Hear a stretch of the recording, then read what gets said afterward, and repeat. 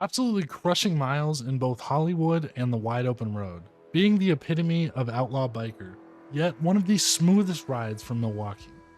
A stout, aggressive behemoth of a motorcycle, one of the most popular bikes from the brand, designed by the man who kept the company alive.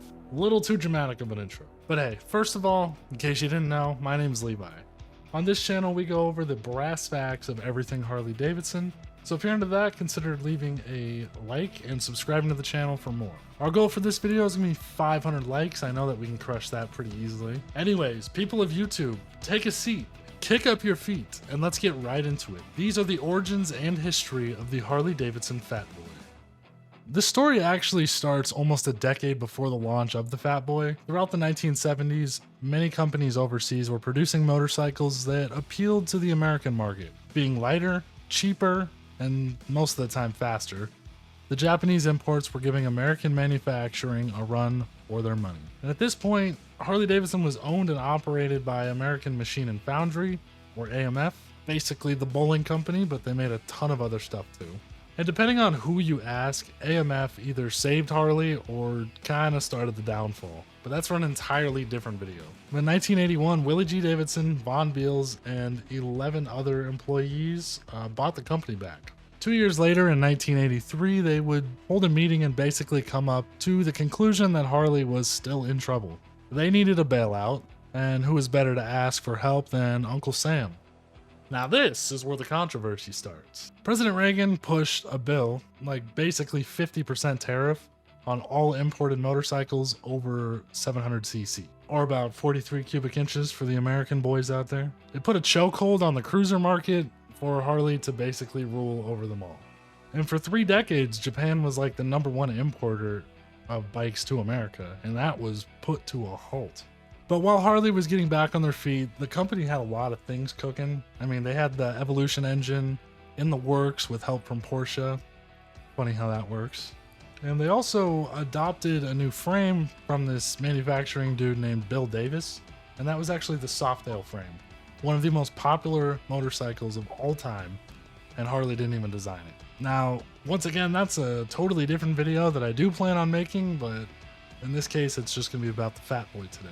By the late 1980s, the tariffs were dropped and Harley had their new models in the works. The first time that the Fatboy would ever be seen was in 1988, and Willie G. Davidson created a prototype and then took it to Daytona Beach, and he's just trying to talk to people and get ideas for what to do with the bike.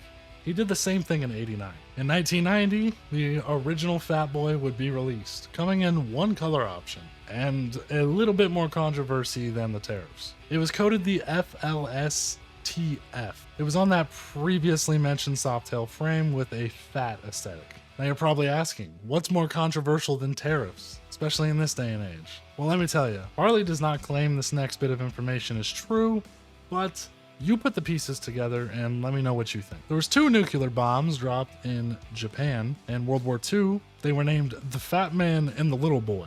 Take one word from each, you got the Fatboy. Even more so, the plane that dropped those bombs was the B-29 Super Fortress, and here's a picture of that next to a picture of the 1990 Fatboy. Gunmetal gray paint job with a very military-esque decal touched up with yellow trim pieces. It could just be a huge coincidence, but it doesn't look like it. Like I said, the Fatboy is just a softail when it comes to the frame, with a solid aluminum wheels, mini ape hanger bars, oversized fenders, and a very low seat height. It made it look a lot more aggressive, but still keeping the classy roots. The bike was fairly different from the other models in the line, but still didn't draw insane numbers in the first model year. Reviews and reports from that era stated how great the bike felt on the road and how smooth of a ride it has compared to other Harley softails. The 220 front tire helped out a ton, and instead of that 5 3/4 headlight used on most Harleys, the Fatboy actually had that 7-inch headlight. Powered by the infamous 80-inch Evo engine, paired up to that 5-speed transmission, of course. It was reliable, fun, and good looking in most people's opinions. Fun fact for you, the 1990 Fatboy actually had the key and carburetor for like the first 3 months of its life cycle before switching over to the CV. So what could make this thing even cooler? Well, let me tell you. A year later, in 1991, the Terminator 2 was released. And we had our boy Arnold Schwarzenegger going absolute ham on the Fatboy. It's one of the most iconic scenes from Hollywood, and most of you watching were probably alive or have seen that movie early on. The Terminator to Fatboy is kind of like what Sons of Anarchy did with the Dyna, which I have an amazing video on that if you want to go check it out. Now, over the years, it would get some pretty cool paint schemes, different exhaust changes, some upgraded brakes, just the basic Harley stuff here and there. And this confuses a lot of people, so I'm going to set the record straight. The Softail platform got the twin cam in the model year 2000, while all the Dynas and the touring bikes got that 88 twin cam in 1999. Don't know why they did it. I think they just had like an overstock of Evo engines, but I could be wrong. But in 2000, the Fatboy did get that 88-inch twin cam, and some of the early problems that came with that. Looking at you, cam chain adjusters. That same year, all the Fatboys swapped over to the 4-piston brake calipers to stop that massive bike. The 2000 Fatboy weighed in at 670 pounds, so like 2 of your girlfriends. For comparison, a 2000 model year Softail standard was only 630. Doesn't sound like a lot, but around town it'll make a difference. A couple years later in 02, the bullet style blinkers were standardized, as well as an optional alarm system. And then fuel injection, believe it or not, between 01 to 04 was an option for the Fatboy. And 2005 would finally bring a new model for the Fatboy. So for so long, we just got the Fatboy standard, nothing else. But what did we get? We got the 15-year anniversary, which gave the special treatment that's called the Screamin' Eagle. It was basically CVO models before CVO was called Custom Vehicle Operations. There was 3 different paint schemes. You could get blue, red, or silver. On top of the amazing paint work, the frame would match the tins, the chrome was on point, and the wheels got a slight update. The best part, realistically, has to be that 103-inch twin cam that they all came fuel injected. And it's definitely the coolest looking Fatboy up until this point, in my opinion. And for the nerds out there, kind of like myself, the Screamin' Eagle Fatboy was the first, and I believe the only Fatboy until the revamp to have a tachometer. But wait! This video is sponsored by me. Yeah, I do this for basically pennies, so if you want to support the channel or support me, consider leaving a like. I might have already said this, but we are on the road to 10,000 subscribers before the end of the year. So we got 3 months. I think we can do it. And comment down below what you want to see next. And thank you all for the unending support that I've been getting on here, Instagram, everywhere. Anyways, back to the video you came to see. But let's hop over to the next generation. In 2007, the Fatboy received some big upgrades and a few more problems. The Twin Cam 96 was planted into the bike, mated up to that all-new 6-speed cruise drive transmission. Electronic fuel injection was on every model now, and it all sounds great. But here's the bad. The transmission had straight-cut gears in 07, which were known to be a lot noisier than, heli-cut. And most people just ran heavier oil, kind of minimized it, but still. The bigger issue, though, was that offset front end. 2007 was the only year that they did this on the Fatboys. Many claimed it knocked off the natural balance of the bike and even had some uneven tire wear. If you know anything about that, put it down in the comments so I can get, somebody else's opinion, not just Dr. Google. It would be fixed though in 2008. They went back to that old style front end that they've been having. And then in 2009, they heli-cut the gears again. So they were back to making a normal amount of noise. The turn of the decade though brought in a new Fatboy model. Finally. For 20 years, there was just the standard edition and then that, Screamin' Eagle one we talked about. Introducing the Fatboy Low. LO. It was a totally different aesthetic, blacked out design, artillery style wheels, and what I believe is the lowest seat height on any Harley to this point. 24.25 inches. From the factory, they came with more of a drag bar instead of the mini apes we were used to seeing. And in 2012, we had a ton of quality of life changes. Both Fatboy models would get a few new paint colors and the new 103 twin cam.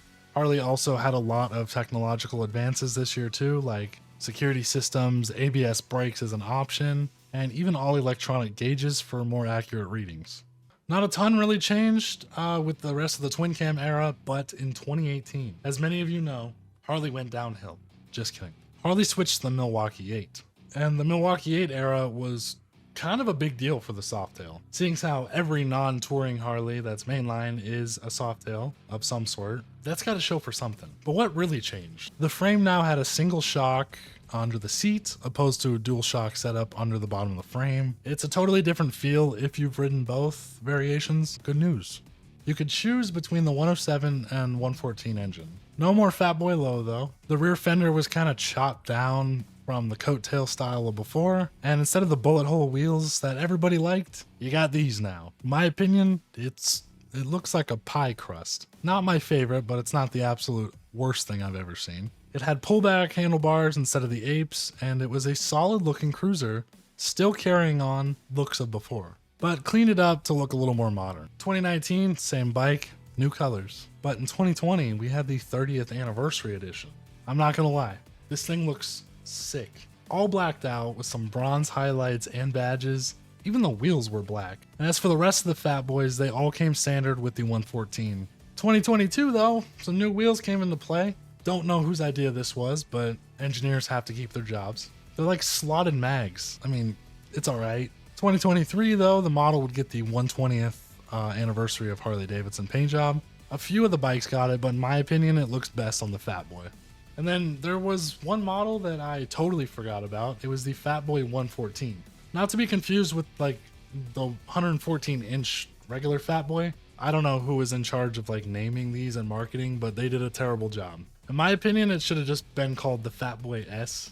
It had even shorter fenders, upswept exhaust, real drag bars, smaller gas tanks, kind of just a slimmed down bike. Not really what made the Fatboy the Fatboy, and it's really no wonder that it died out in the same year. It did have 4 colors though: black, red, blue, and gray. And in the year 2025, all Fatboys would get the 117 cubic inch engine, as well as a little special model. So back in 2021, Harley started this thing called the Icon series. They did the Hydra Glide revival. They did that Lowrider ST with the El Diablo, a couple other things. Basically, it's like a limited run of like throwback-esque bikes. Now, the one for this year is called the Fatboy Gray Ghost. It has a lot of firsts. So it was kind of a tribute to the original like 1990 Fatboy, kind of. It has the yellow rocker box bases, the tank emblem, and that's about it. Not really paying homage to it, but you know, they tried, I guess. And I've never really seen anybody do this but Royal Enfield. It's got like a chrome paint job. I'm not sure whether I love it or hate it, or I'm just indifferent about it. And like I said before, Harley had a lot of potential with the Fatboy to make like submodels. Like maybe a Fatboy Touring that came with like hard bags and a windshield, but at that point it would just be kind of like a Road King. Or Fatboy Custom with candy paint, a lot more chrome, and maybe some different. At the end of the day, the Harley Davidson Fatboy is just a softail. It's a submodel of its own. And at that, one of the most popular, coolest looking bikes from the company. What do y'all think of the new Fatboy? What do you think of the new video format? Let me know what you guys think below. I appreciate you all watching until the end, and leave a like for more. Ride safe, and if you can't do that, ride hard.